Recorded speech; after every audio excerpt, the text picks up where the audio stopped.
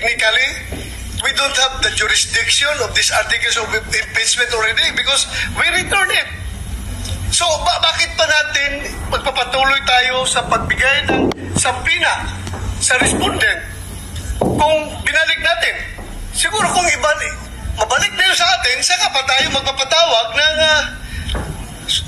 mag-i-issue ng summons. Kasi, technically, wala tayong jurisdiction ngayon sa articles of impeachment dahil binalik natin sa kanila ang articles of impeachment. So, wala sa atin. So, ano ngayon magiging business? Like, for example, magpadala tayo ng sampina kay Vice President Sara Duterte. Anong attachment ilagay natin sa sampina?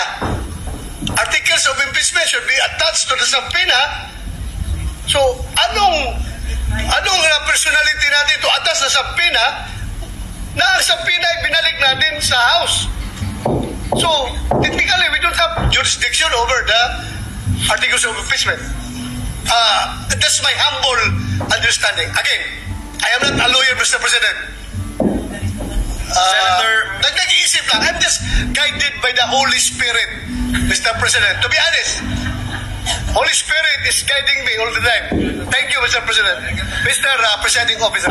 Senator Judge Ontiveros, you are recognized, ma'am. Mr. Presiding Officer, yung kasasabing wala ng jurisdiction ang impeachment trial court na ito, yan ay pag-amin, yan ay pagsisinungaling dun sa phrase, sa pinagbotohang motion kani-kanina lang na without dismissing or terminating the complaint. Nasa sa atin na eh. Tapos ngayon pala, gumawa tayo ng aksyon para mawalan ng jurisdiction. At pati ba naman yung pag-summons na i-issue ng presiding officer, pati yon ay gustong bawiin mula sa kamay ng impeachment court. So nakikita natin, Mr. President, talagang brick by brick, stone by stone, dinidismantle itong impeachment trial process at dinidismantle yung impeachment complaint. Napakalaking disservice po sa ating dapat tungkulin sa ilalim ng konstitusyon. Session is suspended. Eloquently espoused by Senator Joel Villanueva.